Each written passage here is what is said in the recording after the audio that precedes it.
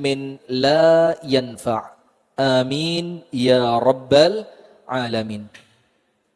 Hadirin sekalian, ibu-ibu dan bapak-bapak, sebelum kita mulai kembali diingatkan ya untuk protokol kesehatan, tolong maskernya tidak usah dilepas.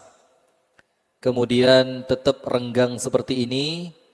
Kemudian yang ketiga, dikurangi interaksi dengan kanan kirinya. Kalau tidak perlu cipika-cipiki, kalau tidak perlu salaman, kalau tidak perlu apa, lebih bagus ya. Karena harapannya kita saling menjaga. Jadi belum tentu panjenengan yang nulari. Boleh jadi orang yang panjenengan ajak salaman yang nulari panjenengan. Dan sebaliknya. Maka kita saling menjaga, jangan sampai niat kita mencari ilmu, niat kita mau ibadah, ternyata pulang malah bawa musibah. Mudah-mudahan semuanya oleh Allah diberikan sehat walafiat. Amin ya rabbal alamin. Puji dan syukur alhamdulillah kita haturkan kepada Allah di malam hari ini, malam yang kelima di bulan Al-Muharram tahun 1443 Hijriyah. Kita dipertemukan Allah, dikumpulkan Allah, walhamdulillah. Ini keinginan untuk pengajian offline terwujud. Keinginan, niat, kangen pengajian tatap muka terwujud, alhamdulillah. Dan boleh jadi kemarin ketika sempat tertunda, tidak boleh pengajian seperti ini, boleh jadi apa? Karena kita kemarin lupa mensyukuri majelis semacam ini. Sehingga supaya kita ngerti nikmatnya kumpul seperti ini, oleh Allah dicabut dulu. Setelah dicabut, ternyata kita ngerti kangen pengajian, kangen kumpul di masjid, kangen mendengarkan ceramah secara langsung, tidak lewat YouTube, tidak lewat TV. Nah maka ketika itu mulai muncul, oleh Allah dikasih lagi nikmatnya. Supaya apa? Supaya kita ngerti ternyata nikmat seperti ini bukan nikmat yang remeh-temeh. Tapi ini merupakan nikmat besar yang patut untuk kita syukuri. Alhamdulillah. Maka malam hari ini kita bertemu dalam majlis yang mulia ini di Masjid Ar-Rayyan. Semoga apa yang kita amalkan, apa yang kita niatkan mendatangkan ridho dari Allah untuk kita bersama. Dan kemudian amalan kita mulai pertama keluar dari pintu rumah sampai nanti balik masuk ke pintu rumah, itu semuanya oleh Allah dicatat sebagai ibadah. Amin ya rabbal alamin. Sebagaimana Ar-Rasul sallallahu alaihi wasallam bersabda, "Man kharaja fi talabil ilmi fahuwa fi sabilillah hatta yarji'." Barang siapa yang keluar rumah niatannya untuk mencari ilmu, maka ditulis untuknya pahala fi sabilillah sampai dia pulang. Maka artinya ketika panjenengan di majelis ini kemudian terjadi sesuatu yang na'udzubillah bikin panjenengan meninggal, ojo khawatir. Insya Allah meninggalnya husnul khatimah. Begitupun saya Pak. Jadi saya begini pas ceramah, yo kepingin meninggal pas ceramah begini. Tapi kan meninggal itu gak iso milih. Iya, tergantung amalan, tergantung doa, tergantung bagaimana Allah menyayangi kita, kan begitu. Sampai salah satu yang menjadikan para ulama itu tidak bisa tidur tenang, tidak bisa makan enak, itu karena kekhawatiran akhir usia. Mereka takut, jangan-jangan nanti akhir usia oleh Allah ditutup dengan keburukan.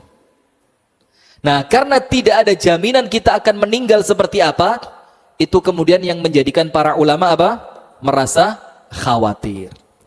Salawat beriring salam semoga tercurahkan dan terlimpahkan kepada uswah kita Nabi besar Muhammad sallallahu alaihi wasallam.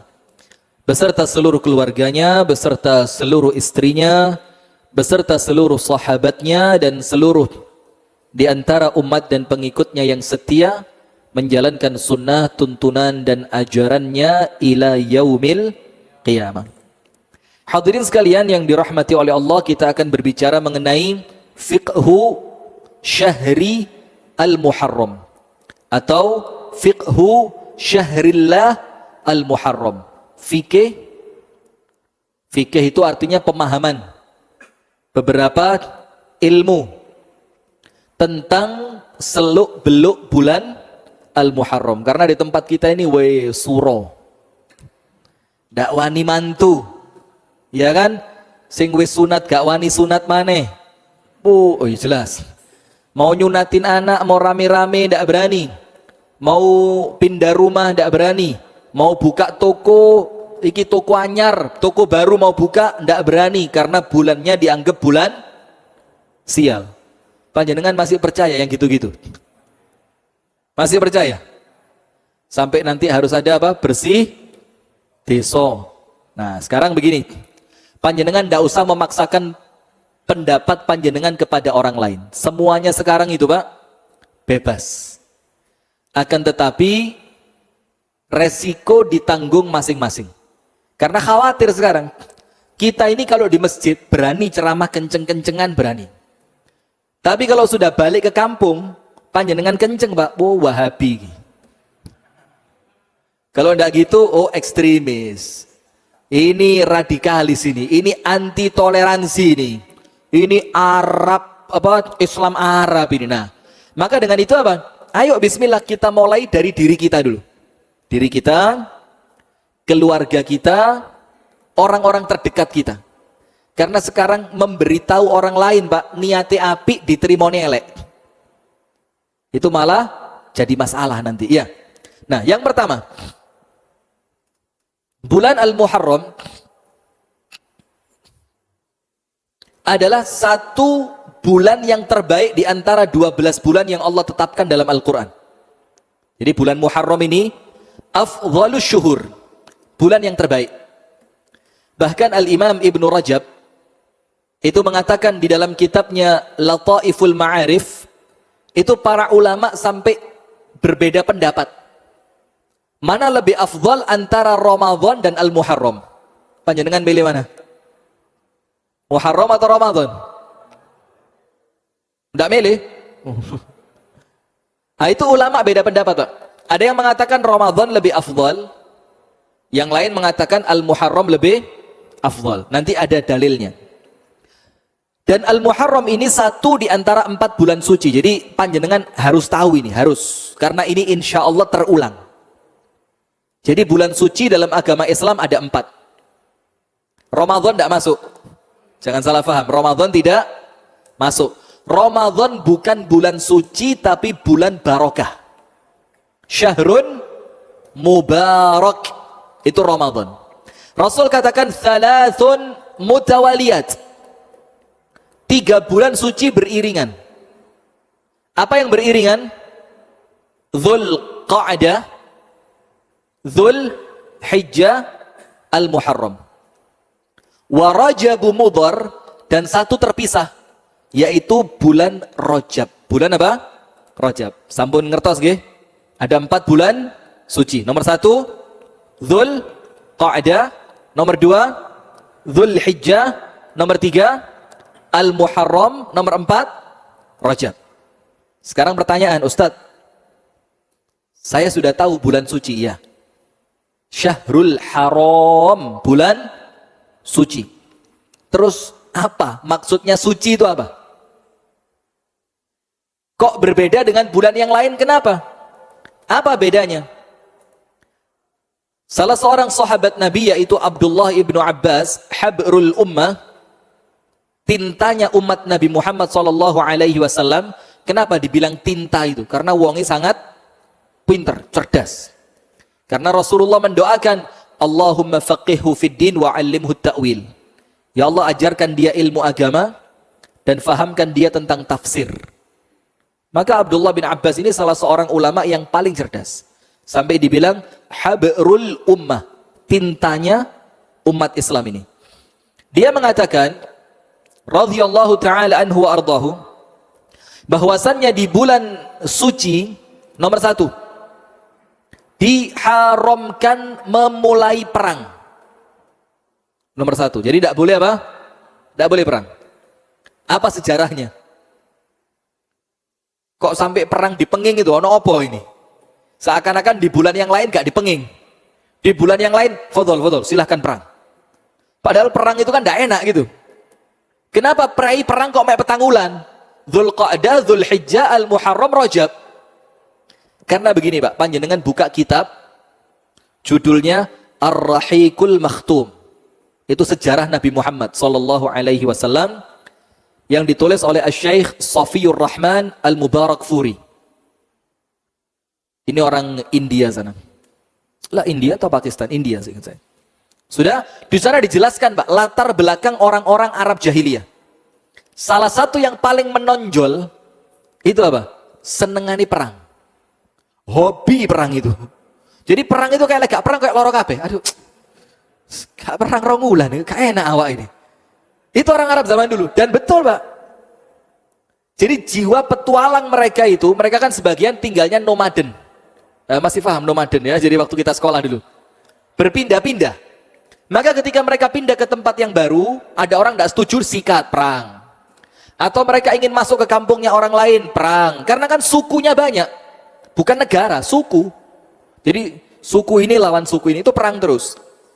Karena Allah subhanahu wa ta'ala dengan turunnya agama Islam, itu ingin menjadikan suasana damai. Sama seperti ini Pak. Ini mohon maaf ibu-ibu ya, Bu. Maaf ya, jangan salah paham. Poligami. Mulai. Ilmu ini, ilmu. Itu memberi peluang laki-laki nikah sampai 4 atau membatasi hanya 4. Saya mau tanya, yang betul poligami itu ngelosno wong lanang rabi papat apa membatasi wong lanang ojo lebih toko papat? Ayo Bu, ada ibu-ibu aja yang jawab, laki-laki jangan. Bu, mempersilahkan untuk sampai 4 atau membatasi tidak boleh dari 4, tidak boleh lebih dari 4. Bu, yang pertama apa yang kedua? Nggak dua-duanya ya apa sih? Ini saya ngomong hukum, bukan ngomong suami panjenengan. Begini, maka poligami itu dalam Islam itu bukan mempersilahkan wong lanang rabi papat, bukan. Tapi membatasi ojo lebih toko papat. Apa dalilnya? Apa dalilnya? Supaya nanti kita ngerti tentang Muharram ini. Orang Arab jahiliyah itu istrinya tidak ada yang satu. Orang yang istrinya satu itu rapat kampung nggak dijak. Nggak boleh ikut karena akalnya lemah. Percuma, mbak istrinya gak wani kok ngomong ngarepe wong. Sudah gini. Rata-rata istri mereka itu 10. Serius ini. Rata-rata 10. Ada yang kurang dari 10, ada yang lebih dari 10. Tapi diambil rata-rata berapa? 10. Ketika Islam turun, maka Islam itu membatasi. Menjadi boleh cuma berapa? 4. Maka poligami itu bukan menzolimi perempuan, tapi membelani panjenengan.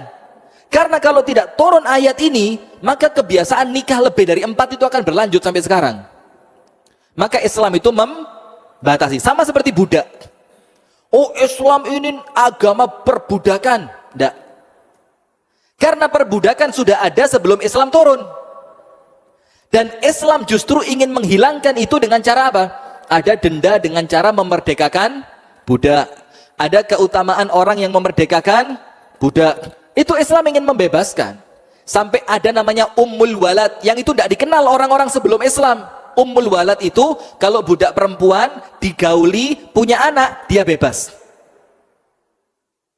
Ini Islam. Jadi jangan disalahkan Islamnya dengan perbudakannya, jangan nyalain Islamnya dengan poligaminya. Ini sudah ada sebelum Islam. Islam merapikan. Nah sekarang Muharram sama seperti itu. Wong Arab senengane perang. Bukan berarti Islam mikirnya meraih no perang mek petang wulan tok. Berarti 8 wulan kon perang terus. Bukan. Karena keadaan orang sebelum Islam tiap bulan perang, ketika Islam turun diatur 4 bulan ini jogon. Ojo perang. Nah salah satunya bulan apa? Dzulhijjah. Kenapa Dzulhijjah diapit 2 bulan suci? Diapit Dzulqa'dah tidak boleh perang, dan diapit Al-Muharram tidak boleh perang karena musim haji. Supaya orang yang berangkat ke Mekah menjelang bulan haram aman, dan orang yang pulang dari Mekah setelah bulan haram juga masih aman. Itu Islam. Nah maka yang pertama, apa arti bulan suci itu? Tidak boleh perang. Tapi ingat, para ulama menjelaskan dilarang memulai. Kalau umat Islam diserang, balas. Boleh. Bukan boleh, harus. Ya, tapi kita yang memulai perang, ngirim pasukan, nyerang suatu kaum, itu tidak boleh. Dan ini para ulama beda pendapat, apa berlaku sampai sekarang atau ayatnya terhapus. Dan pendapat yang kami pakai, yang rajih, itu sampai sekarang kepake. Tidak boleh mengawali perang di bulan haram. Kemudian yang kedua, apa arti bulan suci? Abdullah ibnu Abbas mengatakan, Allah melipat gandakan pahala. Jadi panjenengan sholat maghrib tadi, di bulan Al-Muharram, dibandingkan sholat maghrib bulan depan, apa bulan depan? Februari ya? Apa bulan depan? Al-Muharram, Safar, Rabi'il Awal, Rabi'il Thani, Jumadal Ula, Jumadal Thaniya, Rajab, Sya'ban, Ramadan, Syawal, Dzulqa'dah, Dzulhijjah. Bulan Safar, panjenengan sholat maghrib bulan Safar, lek panjang umur loh, hati-hati corona gitu. Itu maka pahalanya besar sekarang. Panjenengan sodakoh di bulan suci, dibandingkan sodakoh di selain bulan suci, besar sekarang. Yang ketiga, dosa hati-hati, juga dilipat gandakan. Bulan yang Allah muliakan, lah kok panjenengan malah maksiat. Nah maka ini minimal 3 pengertian kenapa disebut bulan suci. Nomor 1, tidak boleh apa? Perang. Nomor 2, tidak boleh nomor 2, pahala ibadah dilipat gandakan. Nomor 3, dosa pun dilipat gandakan. Berikutnya, Anda buka nanti ayatnya surah At-Taubah, ayat yang ke-36. Inna iddatash syuhuri 'indallahi 12 syahran fi kitabillah yauma khalaqas samawati wal arda minha arba'atun hurum. Dzalika ad-dinul qayyim fala tadhlimu fihinna anfusakum. Jumlah bulan di sisi Allah itu 12. Ketika Allah menciptakan langit dan bumi, 4 di antara 12 Allah jadikan bulan suci. Kemudian berikutnya, ini kita perlu tahu, menurut para ulama, di antara 4 bulan suci yang paling bagus yang mana? Dzulqa'dah, Dzulhijjah, Al-Muharram, Rajab. Sampai kemudian salah seorang sahabat Nabi yang bernama Abu Dzar radhiyallahu taala anhu bertanya kepada Rasulullah sallallahu alaihi wasallam, sa'altun Nabiy sallallahu alaihi wasallam, ayyul laili khairun? Waktu malam yang paling bagus itu kapan? Jadi malam ini kan masuknya mulai maghrib, selesainya apa? Subuh. Itu dari waktu mulai maghrib sampai subuh ini yang paling afdal yang mana? Wa ayyul ashhuri afdal, dan bulan apa yang paling baik? Lihat jawabannya Rasulullah. Beliau sallallahu alaihi wasallam mengatakan khairul laili jaufuhu. Malam yang paling bagus terakhirnya. Artinya sepertiga malam yang terakhir. Jadi kalau panjenengan mau milih sholat tahajud ba'dal isya langsung sebelum tidur atau sepertiga malam terakhir, yang paling afdal sepertiga malam yang terakhir. Sampai Ustadz Sufyan Nur Al-Maki Al-Marbu itu ketika beliau ngajar di pondok, waktu sekolahnya dibalik. Saya pernah cerita belum? Diwalik bengi ke sekolah. Kenapa? Ini waktu utama. Kemudian bulan apa yang paling baik? Rasulullah mengatakan sallallahu alaihi wasallam, wa afdhalul ashhur syahrullah alladzi tad'unahu al-Muharram. Dan bulan yang terbaik adalah bulan yang kalian sebut dengan bulannya Allah Al-Muharram. Nah, sekarang jelas, berarti bulan 12 yang paling baik mana? Muharram. Berarti antara Muharram sama Ramadan bagus mana? Antara Muharram dengan Rajab bagus mana? Antara Muharram dengan Dzulqa'dah bagus mana? Antara Muharram dengan Dzulhijjah bagus mana? Muharram. Ini pendapat, ini dalil yang menguatkan pendapat bahwa bulan terbaik adalah bulan Al-Muharram. Dan satu keutamaan Muharram yang lain apa? Bulan Muharram itu disandarkan kepada namanya Allah. Bulan lain tidak ada. Maka setiap orang nyebut bulan Muharram mesti diawali dengan kata apa? Syahrullah. Bulannya Allah. Al-Muharram, yaitu bulan Al-Muharram. Tidak ada Syahrullah Ramadan, tidak ada. Tidak ada Syahrullah Rajab, tidak ada. Nah sekarang pertanyaan, kenapa hanya Muharram yang Allah sandarkan namanya kepada nama Allah? Bulannya Allah Muharram. Kenapa cuma Muharram yang Allah sandarkan kepada namanya? Kenapa? Ini pengajian apa dikte-dikte apa bedek-bedekan itu. Karena begini, menurut sebagian ulama, karena Al-Muharram ini satu-satunya bulan Allah langsung yang ngasih nama. Kalau bulan-bulan yang lain itu warisan orang Arab jahiliyah, termasuk Ramadan. Itu warisan nama bulan milik orang Arab jahiliyah. Jadi Rabiul Awal itu Rabi, kenapa dibilang Rabi? Cuaca pas bagus. Jumada, kemudian Rajab, kemudian Rajab itu punya Bani Mudhar. Bani Mudhar orang Arab jahiliyah itu punya bulan namanya Rajab. Kemudian ada Sya'ban, kemudian Ramadan. Kenapa Ramadan? Karena panasnya pol pas bulan ini di zaman itu. Begitu. Kemudian ada bulan-bulan itu warisannya orang Arab jahiliyah. Tapi Al-Muharram itu Allah langsung yang ngasih nama. Maka dibilang bulannya siapa? Allah. Maka ini salah satu keutamaan bulan Al-Muharram. Kemudian yang berikutnya, keutamaan puasa Al-Muharram. Ini penting. Jadi panjenengan di bulan Muharram ini, kalau biasanya puasa Daud berarti bagaimana? Sehari puasa, sehari ngopi. Gak poso terus lah. Satu puasa, satu tidak. Satu puasa, begitu terus kan? Itu maka panjenengan boleh nambah di bulan ini. Di bulan lain tidak boleh. Jadi orang yang biasa puasa Daud, sehari puasa, sehari tidak, bulan ini boleh. Moro-moro poso 10 dino gitu. Boleh, 10 hari gitu, boleh. Atau bahkan 20 hari, boleh. Atau bahkan panjenengan puasa 28 hari. Sebagian ulama mengatakan yang penting Allah ngono siji. Supaya tidak sama dengan Ramadan. Supaya kesannya tidak puasa sebulan penuh. Karena Rasulullah tidak pernah puasa sebulan penuh kecuali bulan Ramadan. Kenapa begitu? Karena Rasulullah bersabda tentang puasa di bulan Muharram, afdhalus siyam ba'da syahri Ramadan syahrillah al-Muharram. Sebaik-baik puasa yang kalian lakukan setelah puasa Ramadan, karena Ramadan hukumnya apa? Wajib. Maka tidak bisa yang wajib dikalahkan dengan yang sunnah. Maka puasa paling wajib, puasa paling baik, ya puasa yang wajib, puasa Ramadan. Salat yang paling baik, ya salat yang wajib, yaitu salat fardu, kan begitu. Nah, maka Rasulullah mengatakan puasa yang paling baik. Apa arti paling baik? Paling besar pahalanya, paling dicintai oleh Allah, dan paling bisa mendatangkan cintanya Allah kepada panjenengan. Apa arti paling baik? Pahalanya paling besar, paling dicintai oleh Allah, dan kalau panjenengan puasa, besar kemungkinan panjenengan dicintai oleh Allah. Tidak kepingin. Kalau saya bukan tidak kepingin dicintai Allah, jujur saya tidak kuat puasa. Jadi saya ini ada pengajian mulazamah. Mulazamah itu pengajian intensif dengan ibu-ibu di Malang setiap hari Kamis. Itu membaca kitab setiap Kamis. Jamaahnya cuma 70, tidak kurang, tidak lebih. Kamel buping telu dicoret. Karena intensif, mulazamah namanya. Itu kan setiap Kamis, dan saya kalau pengajian begitu, saya bawa kopi.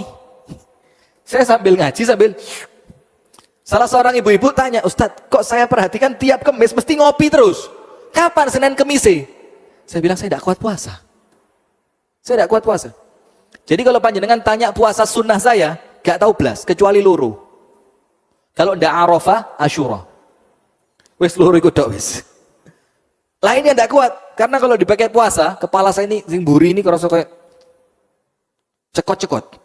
Dan kan Allah itu bagi kekuatan beramal beda-beda ya. Ya mungkin saya tidak kuat puasa, tapi tidak kuat tahajud, kan begitu. Kalau panjenengan mungkin kuat tahajud, ya kuat puasa. Jadi beda-beda Allah bagi amal itu. Nah, maka sekarang, ini puasa yang apabila panjenengan amalkan, panjenengan dicintai sama Allah.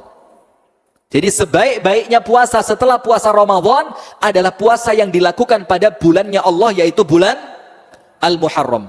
Nah maka sekarang begini, panjenengan yang biasa puasa Senin Kemis, nggak usah angkat tangan, sombong, siapa nyuruh angkat tangan? Panjenengan yang biasa puasa Senin Kemis, maka sekarang niatnya ditambah. Puasa Senin Kemis plus diniatkan puasa bulan suci Al-Muharram. Pahalanya double. Pas nanti ketumpuan Ayyamul Bid, tambah enak. 13, 14, 15. Ternyata salah satu di antara 3 kebetulan Senin atau Kemis. Pahalanya 3. Yang pertama niat puasa Ayyamul Bid. Yang kedua kalau ketepatan Senin atau Kemis ditambahin niat puasa Senin dan Kamis. Yang ketiga ditambahin niat puasa bulan suci Al-Muharram. Satu puasa pahala berapa? 3. Dan itu niat puasa Senin Kemisnya kalah. Niat puasa Ayyamul Bid pahalanya kalah, dikalahkan oleh niat puasa apa? Al-Muharram. Ndak Senin, ndak Kemis. Bukan juga tanggal 13, 14, 15. Boleh puasa? Ndak Senin Kemis loh. Tidak juga Ayyamul Bid, bukan 13, 14, 15. Boleh puasa? Boleh puasa? Boleh. Karena ini kekhususan bulan Al-Muharram. Karena apa? Puasa yang terbaik setelah puasa Ramadan adalah puasa yang dilakukan pada bulan Al-Muharram. Wa afdhalus salati ba'dal fariidhah salatul lail. Dan sebaik-baiknya salat setelah salat fardu adalah salat lail, salat malam, salat tahajud, atau kalau di bulan Ramadan namanya tarawih.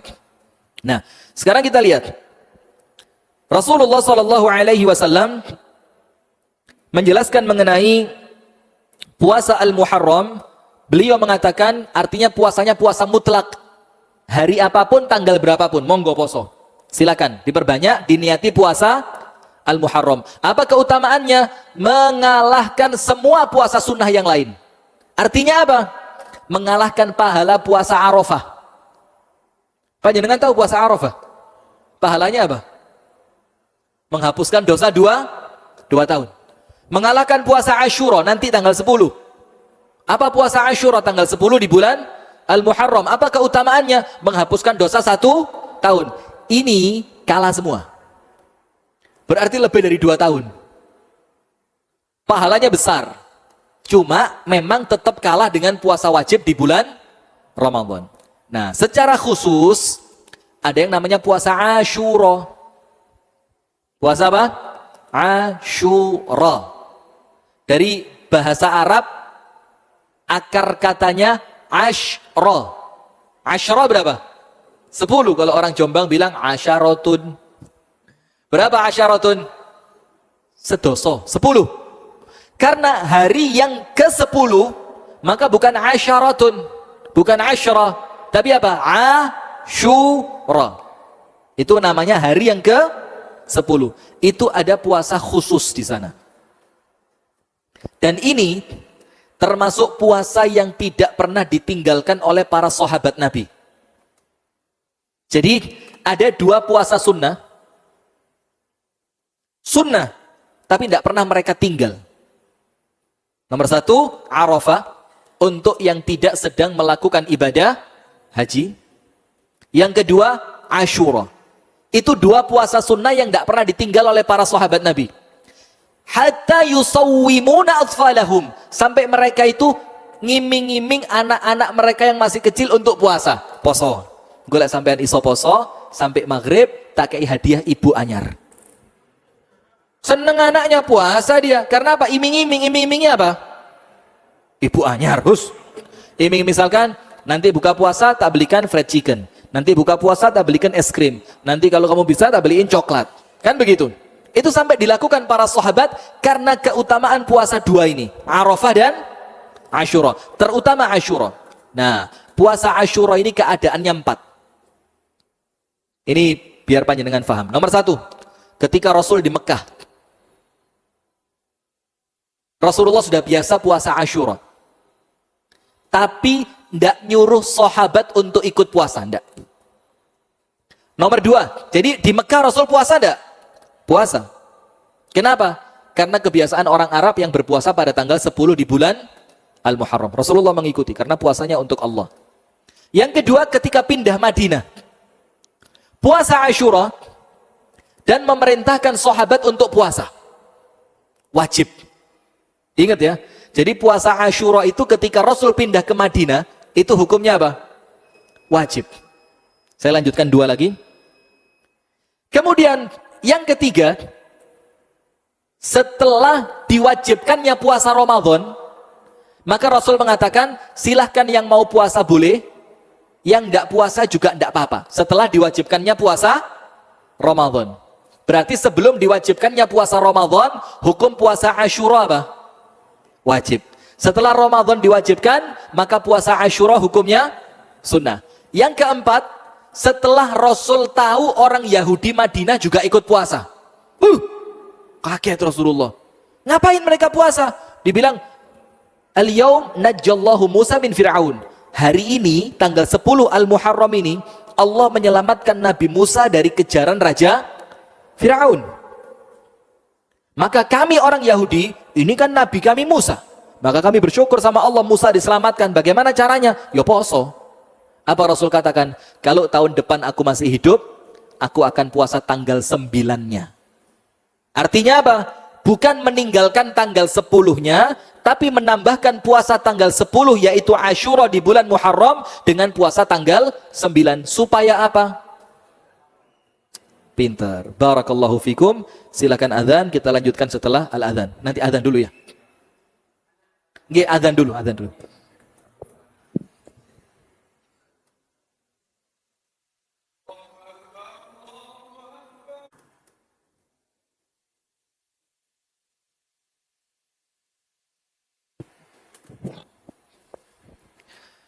Bismillah, alhamdulillah, assalatu wassalamu ala rasulillah wa alihi wa sahbihi wa man walah wa ba'du. Nanti pertanyaan setelah materi selesai ya. Jadi saya khawatir apa yang antum tanyakan ternyata nanti terjawab juga di materi. Begini, mana tadi yang mau tanya? Loh, tidak boleh tanya pori? Tidak ada, wudhu mungkin ya. Begini. Jadi ada 4 keadaan puasa Asyura yang Rasul lakukan ya. Yang pertama, ketika masih di kota Makkah. Karena orang Quraisy puasa, Rasulullah puasa. Tapi puasanya Rasulullah untuk siapa? Allah. Yang kedua, ketika sampai di kota Madinah. Rasulullah puasa Asyura plus mewajibkannya untuk para sahabat. Yang ketiga, setelah diwajibkannya puasa Ramadan, yang tadinya puasa Asyura hukumnya wajib, sekarang Rasulullah mengatakan hukumnya menjadi sunnah. Dan terjadi sampai sekarang. Dan yang keempat, ketika Rasulullah mengetahui orang Yahudi ikut puasa, maka Rasulullah tidak mau sama dengan mereka. Apa yang terjadi? Rasulullah mengatakan, la in baqitu la asumanna tasi'ah. Kalau tahun depan aku masih hidup, aku akan puasa tanggal 9-nya. Puasa Tasu'a.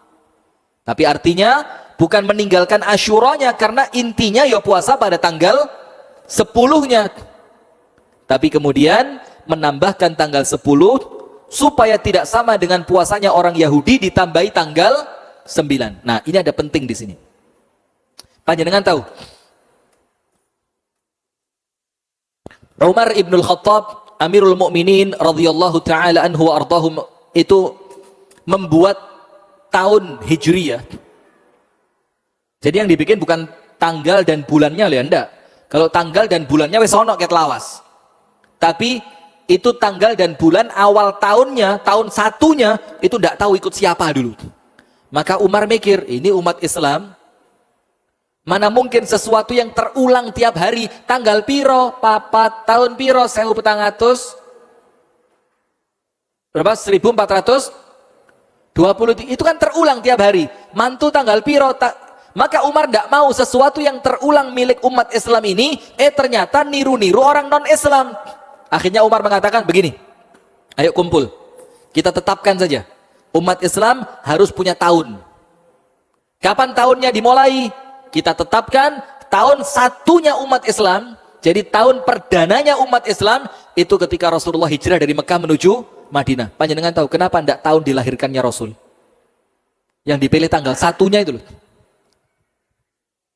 Kenapa? Sama dengan Nabi Isa. Saya tanya lagi, kenapa bukan tahun diutusnya Rasul jadi Nabi? Mikir apa gak ruh? Kenapa bukan tahun lahirnya Nabi? Nanti sama dengan orang-orang Nasrani yang menjadikan tahun mereka itu Sama dengan orang-orang Nasrani mengikuti kelahirannya Nabi Isa. Kenapa bukan ketika diturunkannya wahyu? Enggak, kenapa? Karena saat itu belum merubah apapun. Tapi karena umat Islam ini umat kerja.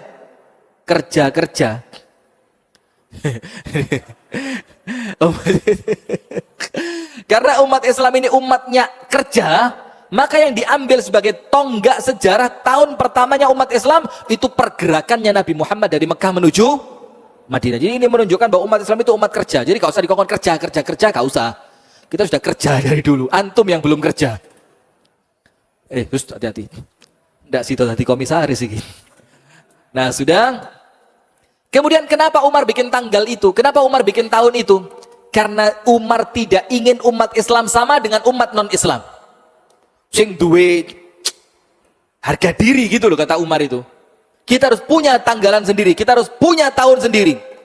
Maka akhirnya pada tahun itu sudah ada tanggalannya orang Cina, ada tanggalannya orang Persia, ada tanggalannya orang-orang Arab jahiliyah dengan hitungan mereka, tapi Umar tidak mau. Umar bilang kita bikin tahun sendiri. Kenapa? Mosok wong Islam tahun ini kok melok-melok wong kafir. Itulah kenapa saya kadang-kadang gemes kalau pengajian yang dipakai tanggalan Masehi.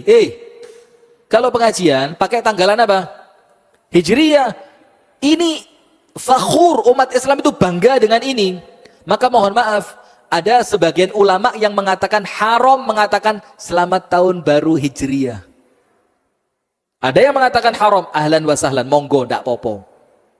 Tapi ketika kita lihat orang kafir begitu bangga dengan tahun barunya, maka kita harus bangga dengan tahun baru kita.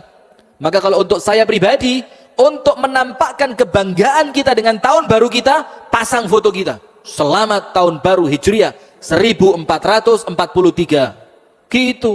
Lewong kafir bangga be tahun baru nih kok. Mosok kita tahun baru Islam meneng tok. Gong sifat coy itu loh, itu tahun baru. Iya enggak? Oh itu mall abang kabeh, selamat gak kobongan. Itu lampion, iya. Mereka bangga dengan itu.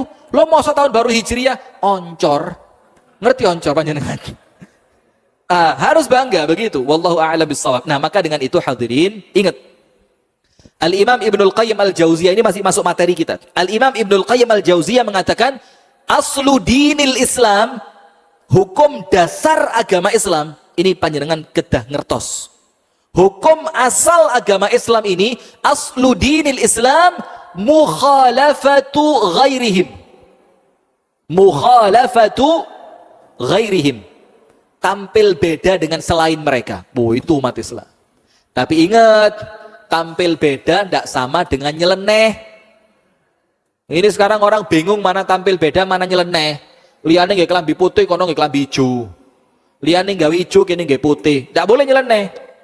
Tampil beda dengan orang kafir.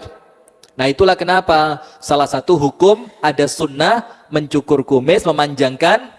Ojo diwale. Oh ini Jombang diwale.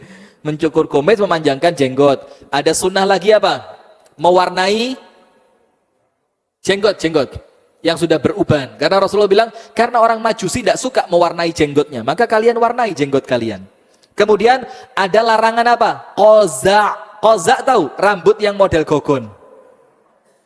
Yang tengah kuandel, yang kanan kiri entek blas. Kalau kayak Mas Fajar bagaimana? Nah, itu kalau seperti Mas ini apa ini? Itu kan tengahnya kandel itu, kanan kiri tipis. Boleh enggak? Itu yang di belakang kamera itu, boleh enggak? Enggak sama loh panjangnya. Kota amal jadi astagfirullahaladzim. Kok anjo kota amal Pak Gatot, Pak Gatot. Yang seperti Mas Fajar itu boleh. Kenapa? Menyesuaikan bentuk kepala. Tapi yang dilarang koza itu secara mencolok. Kue ini kuandel pol, kini entek blas. Dan koza itu tidak mesti di tengah loh ya. Sama seperti anak kita waktu kita kecil kuncung. Itu koza. Atau yang belakang tok kuncure dua ngarepin entek blas. Loh, Ustaz niki entek mboten sengaja niki botak. Oh ya wis. Nah, misalkan disengaja gitu dikero habis belakangnya itu qaza. Jadi memotong sebagian rambut dan membiarkan sebagiannya. Itu namanya apa? Qaza. Panjenengan tahu kenapa qaza itu dilarang? Salah satu hikmahnya apa? Apa hikmahnya? Karena qaza itu ciri khas pasukan perang orang Persia. Jadi pasukan perangnya orang Persia, Romawi atau saya lupa, Persia sepertinya, itu rambutnya kozak untuk membedakan mana teman mana lawan. Maka ketika Rasulullah melihat itu, Rasulullah tidak senang. Maka apa? Naha Rasulullah sallallahu alaihi wasallam 'anil qaza'. Rasulullah melarang dari rambut yang kozak. Jadi jangan keren lah, saya kira cilik bapak sing ngatur nang salon apa? Mohak. Bukan mohak, muha. Ngerti muha? Muha. Muha itu bahasa Banjar, artinya muka. Nah, maka jangan sampai malah bapaknya yang nyuruh. Maka orang Islam ini, salah satu di antara hikmah Muharram, itu tampil beda. Kenapa begitu? Yang pertama, Rasulullah tidak mau puasanya sama dengan puasanya orang Yahudi, maka Rasul nambah tanggal berapa? 9. Plus, Umar Ibnul Khattab bikin tahun sendiri. Tahun awalnya kapan? Hijrahnya Rasulullah dari Mekah menuju Madinah. Sekarang itu puasa Asyura. Sekarang, Ustadz, apa keutamaan puasa Asyura?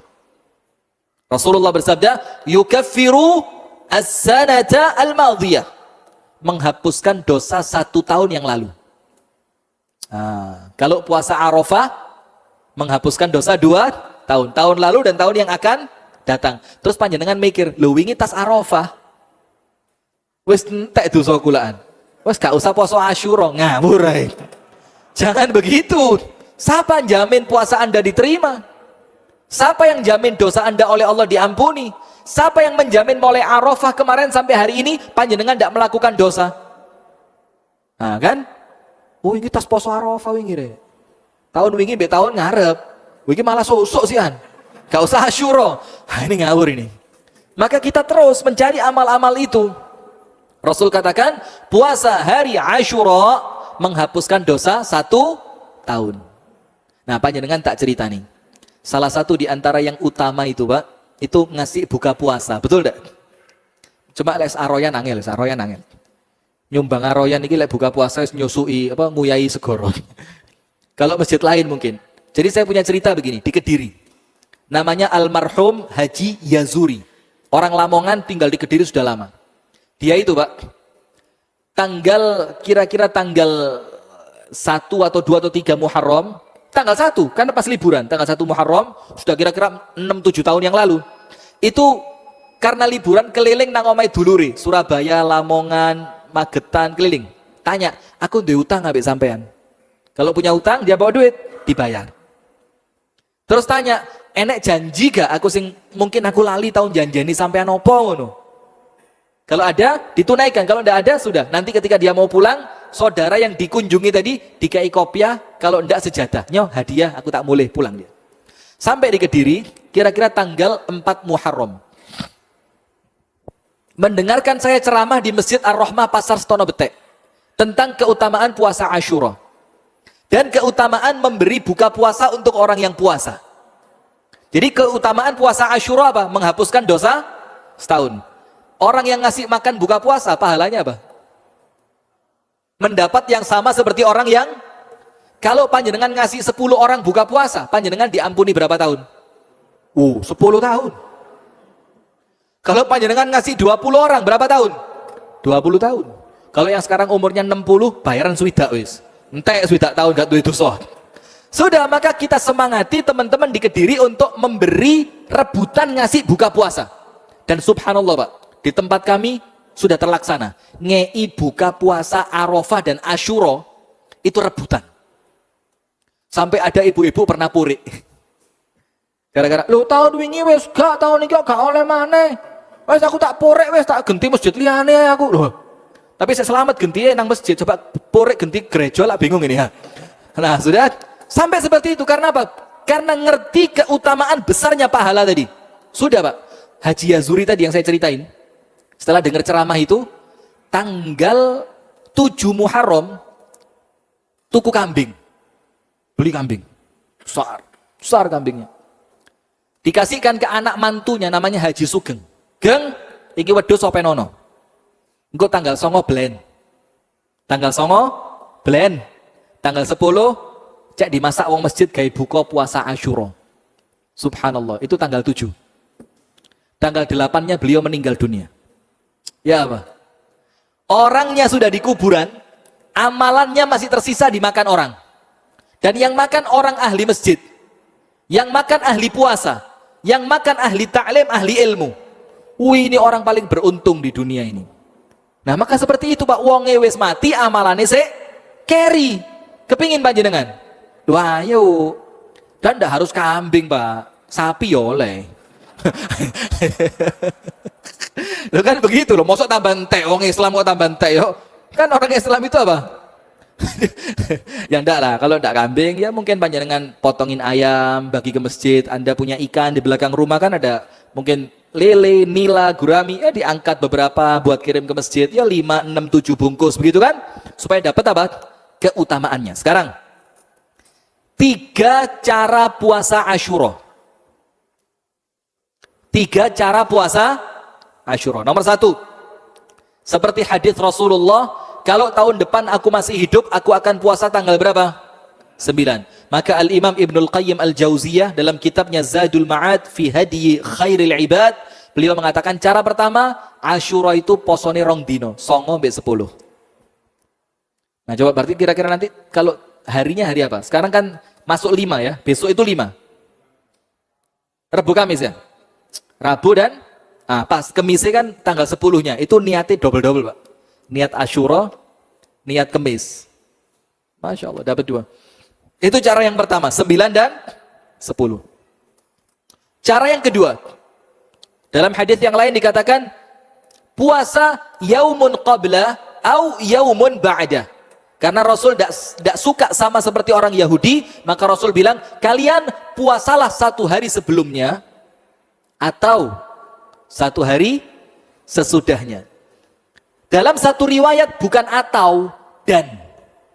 Puasalah 1 hari sebelumnya, dan 1 hari sesudahnya. Maka Imam Ibnu Qayyim mengatakan, cara puasa Asyura yang kedua, 9, 10, 11. Nanti panjenengan monggo pilih yang mana. Saya yakin pilih yang paling enteng. Cara yang ketiga, 10 dan 11.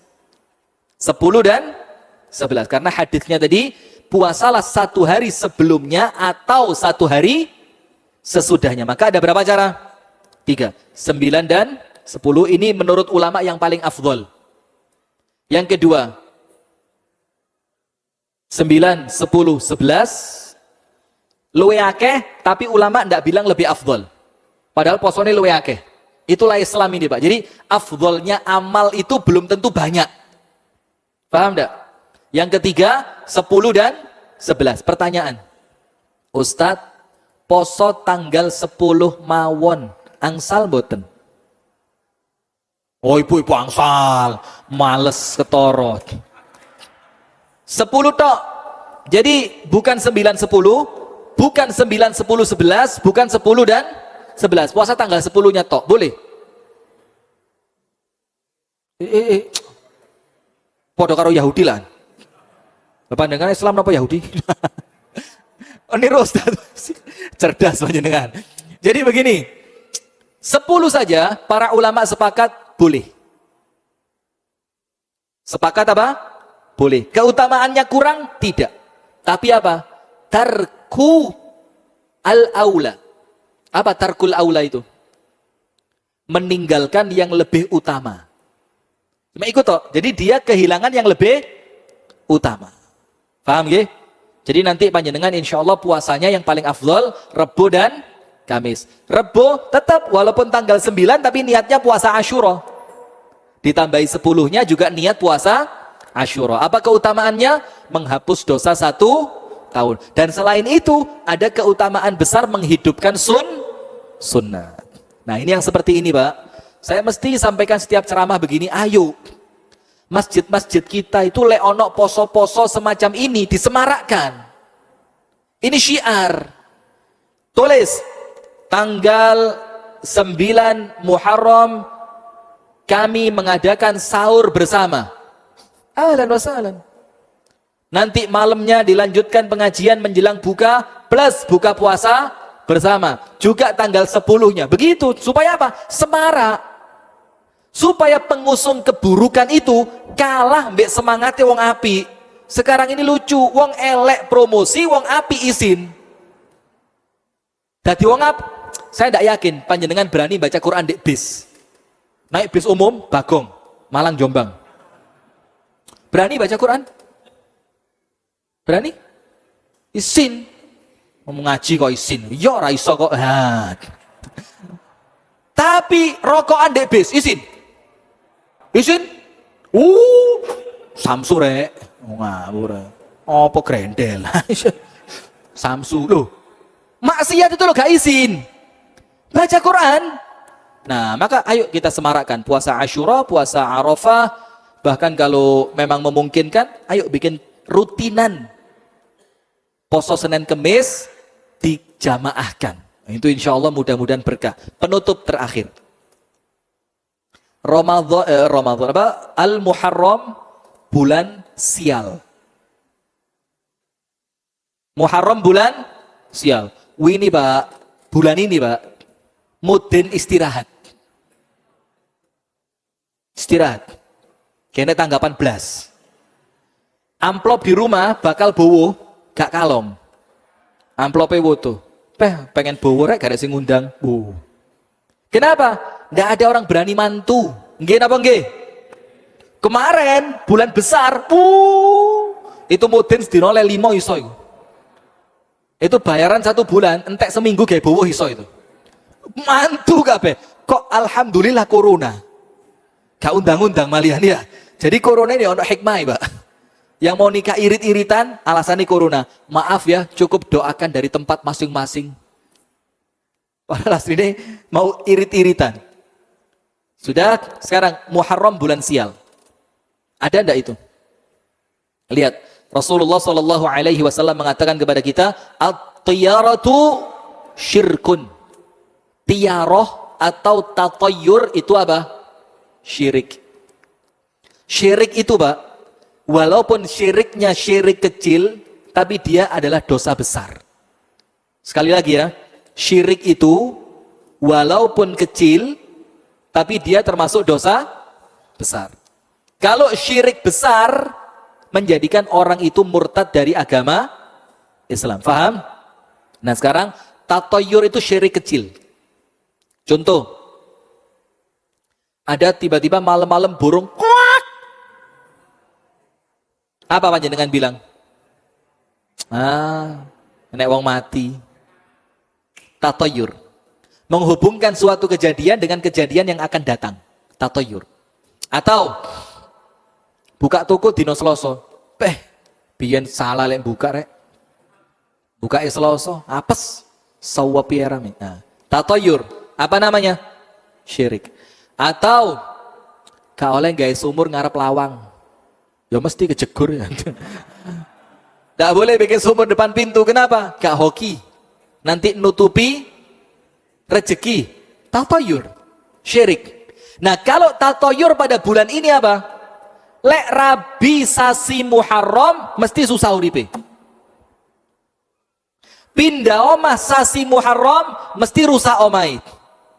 Nyunat anak sasi Muharram mesti ngepok sunati.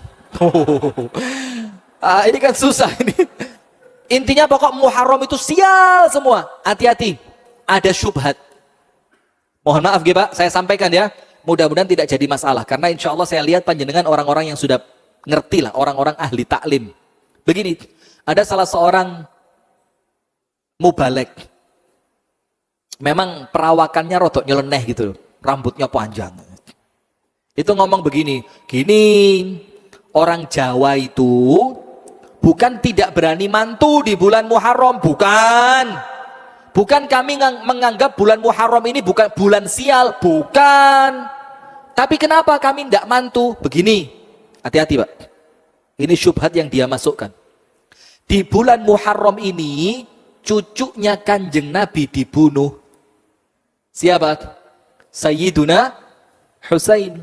Loh, mosok putune Kanjeng Nabi dibunuh? Kanjeng Nabi bersedih, lah kok panjenengan seneng-seneng mantu nonton orkes. Betul apa betul itu? Betul apa betul? Salah. Kalau panjenengan nganggep kesedihan Nabi, panjenengan tidak boleh seneng-seneng, ada yang lebih percis, lebih mantap. Apa? Amul huzun, tahu? Tahun kesedihan. Yang belajar sejarah Nabi. Tahun kesedihan. Dalam 1 tahun Nabi ditinggalkan 2 orang tercinta. Yang pertama meninggal siapa? Ibunda Khadijah. Yang kedua meninggal siapa? Pamannya yang bernama Abu Talib. Itu saking sedihnya Rasul sampai dibilang tahun kesedihan. Dalam sejarah dibilang apa? Amul huzn, setahun sedih terus. Lah apa sampean gak setahun gak mantu-mantu ae? Kok mesa ulan niku lho gak setahun menisan? Lho iki lho setahun der Rasulullah sedih. Nah, artinya itu cara pendalilan yang salah. Nah, untuk orang Arab, Pak, bulan sial ada apa enggak? Ada. Orang Arab jahiliyah itu punya bulan sial. Tapi bulan sialnya bukan Al-Muharram, tapi apa? Safar. Bulan apa? Safar. Kalau kita bilang Safar. Orang Arab kalau Safar enggak berani safar. Perjalanan jauh enggak berani. Orang Arab kalau bulan Safar tidak berani nyerang kelompok lain, khawatir kalah. Bahkan panjenengan tahu, mantu segala macam tidak berani, pindah rumah tidak berani.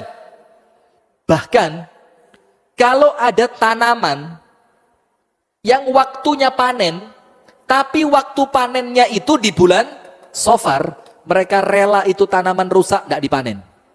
Saking khawatirnya sial. Ketika Rasulullah melihat itu, maka Rasulullah mengatakan apa? La syarra safar. Tidak ada keburukan apapun di bulan Safar. Artinya kalau panjenengan meyakini bulan Safar membawa kesialan, itu perbuatan apa namanya tadi? Tatayur. Tatayur hukumnya apa? Syirik. Nah, kalau orang Arab Safar, kalau orang Jawa Suro. Iya enggak? Sampai nanti ada acara bersih desa. Monggo, yang mau monggo. Tapi kami enggak. Kenapa?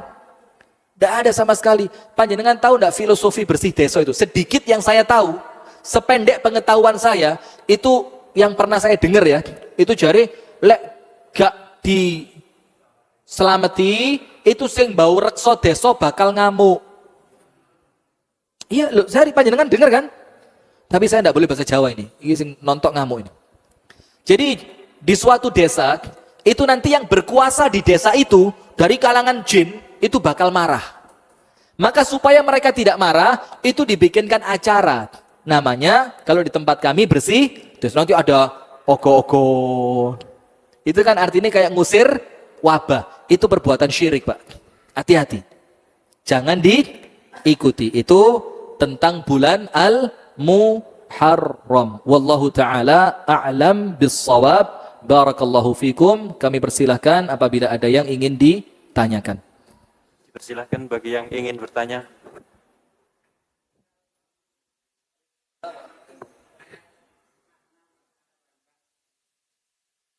Yang dimaksud makna wa surah tabarubah. Ya, terima kasih. Assalamualaikum.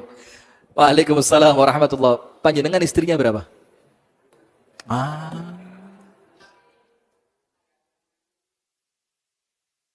Allah, mudah-mudahan husnul khatimah. Mudah-mudahan oleh Allah dosa-dosanya khilafnya diampuni, amal baiknya diterima, kuburannya dijadikan taman surga. Amin ya rabbal alamin. Dan untuk panjenengan mudah-mudahan oleh Allah diberikan kesabaran. Amin. Begini, apa makna mathna wa thulatha wa ruba'? Fankihu ma taba lakum minan nisa'i mathna wa thulatha wa ruba'. Baru terakhirnya apa? Udhur. Fa in khiftum alla ta'dilu fawahidatan. Udhur, lek sampean wedi gak adil wis siji ae. Jadi siji itu untuk para penakut tadi. Jadi lek sampean wedi gak adil siji ae. Berarti yang siji artinya apa? Wedi. Dan orang wedi itu diantara dua. Wedi kepada Gusti Allah atau wedi kepada istri. Kalau wedinya kepada Gusti Allah karena khawatir ndak adil nanti zalim malah mlebu neraka, wis aku tak siji ae. Khawatir lek loro engko gak iso. Itu takutnya kepada Allah. Bagus, maka lanjutkan. Siji ae kok sakake. Tapi kalau takutnya sama istri,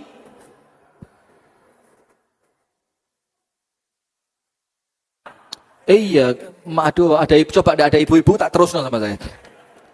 Apa terus makna masna wa thulatha wa ruba' begini. Dalam bahasa Arab masna itu dua yang digabung jadi satu. Thulatha itu telu saiket gitu loh. Saiket isi telu itu namanya thulatha. Ruba' itu 4 dalam satu kesatuan.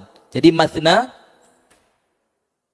wa thulatha wa ruba'. Ini sampai Imam Syafi'i mengatakan al-aslu fin nikahi at-ta'addud.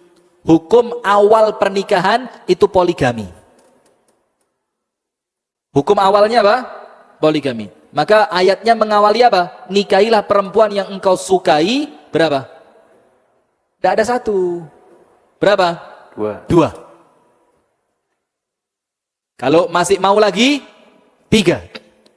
Masih mau lagi 4. Baru lek sampean wedi gak iso adil siji ae. Tapi ingat, mohon maaf sekali ya, poligami itu bukan main-main. Nikah 2 itu bukan main-main. Kita nikah dengan satu istri saja itu tanggung jawabnya berat. Apalagi kalau panjenengan nikah dengan 2 istri atau 3 atau bahkan sampai 4, itu tentu tanggung jawabnya semakin berat. Panjenengan punya 1 istri, ada masalah di rumah. Panjenengan punya 2 istri, bukan berarti masalahnya selesai. Tambah masalah. Apalagi kalau orang nikah 2, karena dia tidak merasa puas dengan istri pertamanya. Hati-hati. Maka yang kedua pun dia tidak akan mendapatkan kepuasan. Faham enggak? Sampai Syekh Ali At-Tantawi itu mengatakan, An-nisa kama'il bahr. Perempuan itu seperti air laut. Semakin kau minum, semakin tambah kau haus. Artinya beliau mengatakan kalau kamu belum selesai dengan istri pertamamu, durung lego, durung puas, masih merasa kurang, tidak bisa membina, lah kok tambah loro, tidak akan puas dengan yang kedua, akan terus sampai akhirnya dia membinasakan kamu. Nah maka hati-hati ya, memang betul itu syariat dan tidak ada syariat yang zalim. Panjenengan tahu tidak istilah begini, Pak? Gusti Allah jahat mboten? Jawab mawon, Gusti Allah jahat mboten? Mboten. Bu, ibu-ibu. Ibu-ibu, saya serius. Enggak, saya serius. Saya tidak bercanda. Bu, Allah jahat tidak, Bu? Yang keras. Allah jahat tidak? Berarti syariatnya Allah bakal jahat sama panjenengan enggak?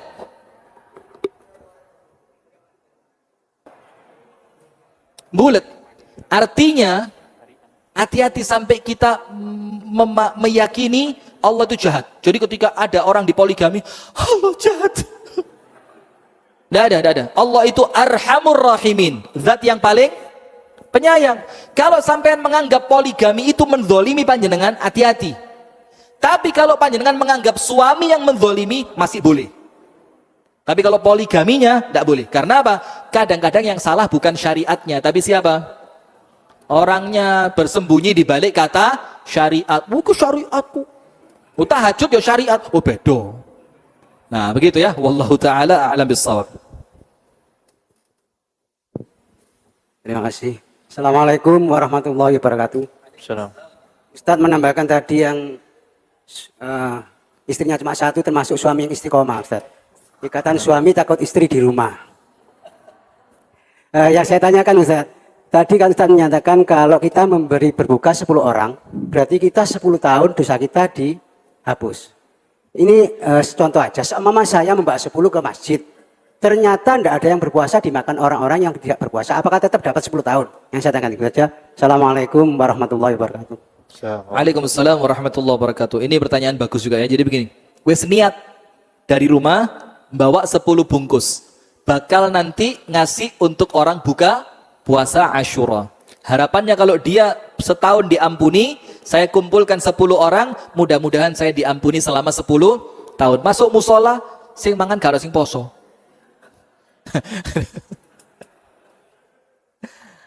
Maka saya sampaikan, Pak, maka cari yang puasa. Walaupun kalau terlanjur panjenengan taruh, niatan panjenengan memberi makan, terus diambil orang, ya gak oleh dicukup. Poso gak ngawur ae. Ya enggak usah gitu juga. Insya Allah Allah lebih tahu, Pak. Allah lebih tahu. Dan Allah itu cara berpikirnya tidak seperti kita. Hitung-hitungan matematika, pitu tambah pitu 14, 14 tambah pitu selikur. Enggak. Insya Allah mudah-mudahan pahalanya sampai. Tapi kemudian harus ada effort, harus ada ikhtiar. Cari ke tempat-tempat yang memang puasa. Kalau saya pribadi, Pak, tiap tahun nganjurkan 2. Masjid yang ada kajian berbuka puasa. Karena kalau tulisannya kajian buka puasa, mesti asing nggak poso sungkan. Ya boleh isine wis ilang ya mbubuan. Yang kedua, yang pasti insya Allah dapat pondok pesantren yang mewajibkan santrinya puasa. Dan insya Allah pondok lebih afdol kalau saat ini. Datang ke pondok, kasih makan santrinya untuk buka puasa. Dan kadang-kadang teman-teman itu berpikirnya cukup picik.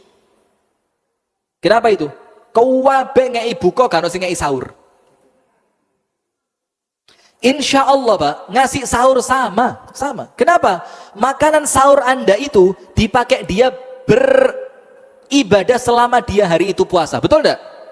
Jadi ya sama, panjenengan yang ngasih bensinnya, maka kemana mobil itu pergi, panjenengan dapat pahalanya. Panjenengan yang ngasih makan sahurnya, maka tenaga yang dihasilkan oleh nasi yang dia makan ketika sahur, dibikin sholat zuhur, sholat duha, sholat asar, baca Quran, ngaji menjelang berbuka, sampai buka puasa, insya Allah pahalanya juga sama. Wallahu ta'ala a'lam bisawab. Cuma tetap ikhtiar.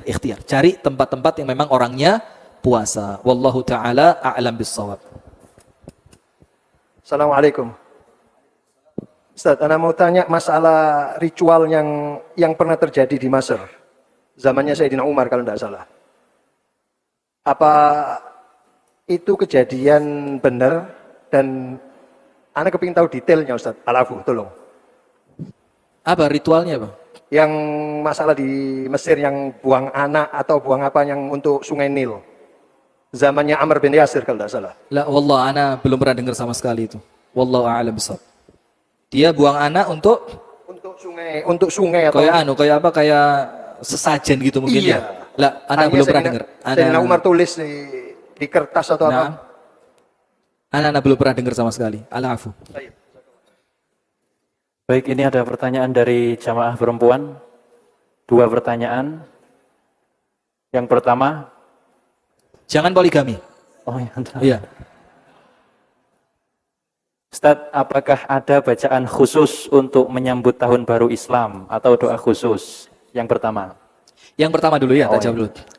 Nah, ini pertanyaan bagus juga. Saya sudah niat nyampaikan tapi qadarullah hilang di pikiran saya. Begini. Mengenai ritual yang akhir-akhir ini mulai marak, yaitu apa? Doa awal dan akhir tahun. Nggih. Doa akhir dan awal tahun. Itu biasa dimulai jam 5 sore nanti dibaca sampai adzan maghrib. Ba'dal maghrib ada doa awal tahun. Begini, berdoa itu ibadah. Doa itu apa? Ibadah. Panjenengan mengakhiri tahun dengan amal baik, tidak ada yang melarang. Panjenengan mengawali tahun dengan amal baik, tidak ada yang melarang. Ada yang melarang? Tidak ada. Panjenengan akhir tahun mau iktikaf di masjid, monggo. Oh, supaya awal tahun ini saya buka dengan kebaikan, saya mau awal tahun saya berazam baca 1 juz Al-Quran. Boleh? Boleh. Selama panjenengan tidak menganggap amalan itu adalah amalan yang disyariatkan pada awal dan akhir tahun. Itu syaratnya. Kalau panjenengan menganggap ini amalan Rasul syariatkan, ya itu bahaya. Kenapa? Karena tidak ditemukan dalil tentang itu. Nah, tapi sekarang yang jadi masalah, wallahu a'lam bissawab, doanya ahlan wa sahlan, monggo.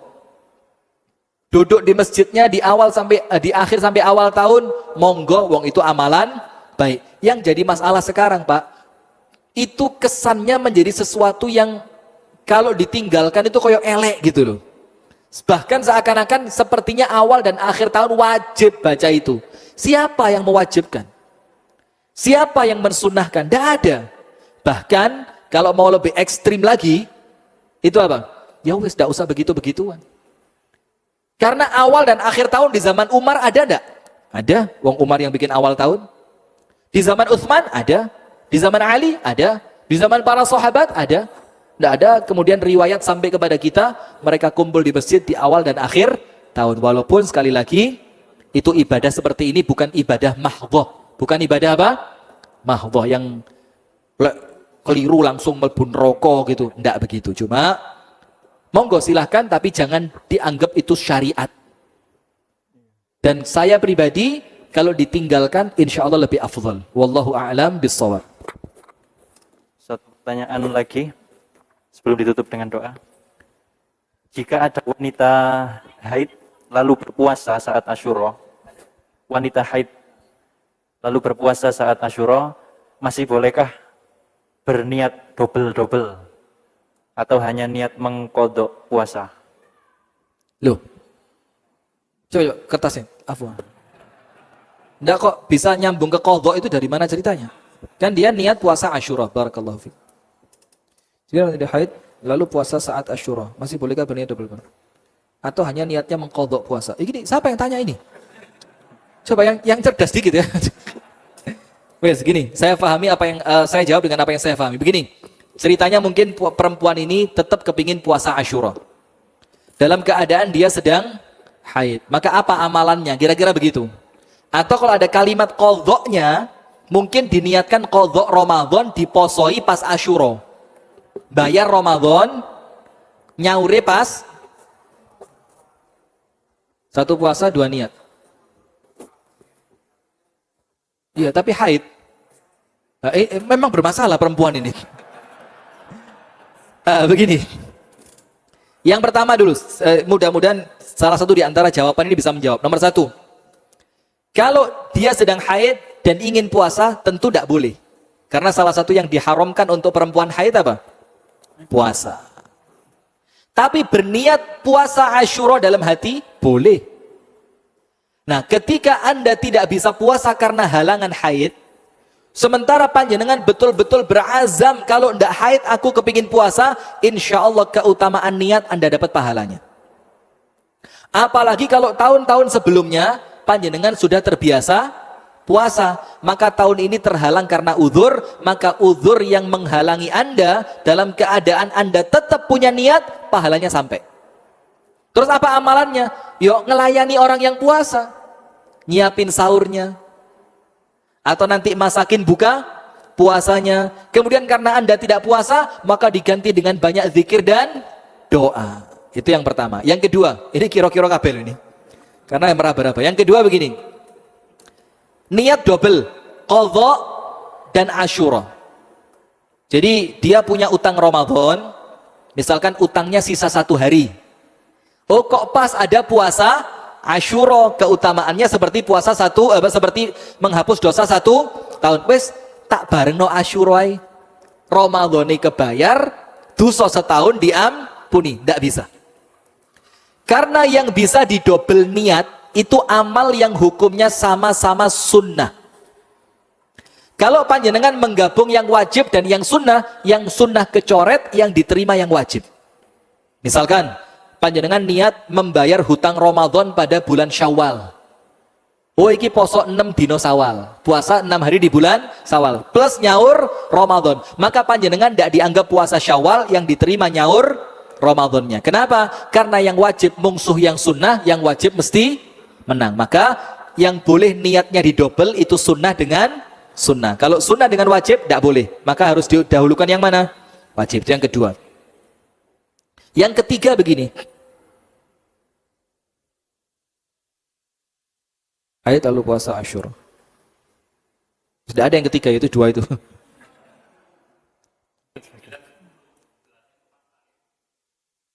Bisa jadi, barakallahu fiik. Misalkan niatnya posone sempurna 9, 10 dan 11. 9-nya dapat, 14 darah haidnya belum kering. Dia cuma kebagian 15-nya tok. Puasa 15-nya tok, pahalanya sempurna. Karena Anda ketinggalan puasa itu bukan karena males, tapi karena ada uzur. Wallahu taala a'lam bissawab.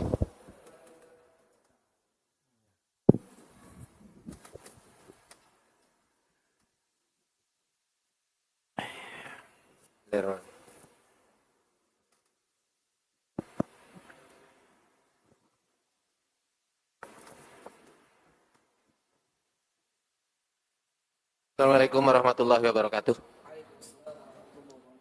Yang saya tanyakan masalah puasa Yaumul Bid. Kemarin pas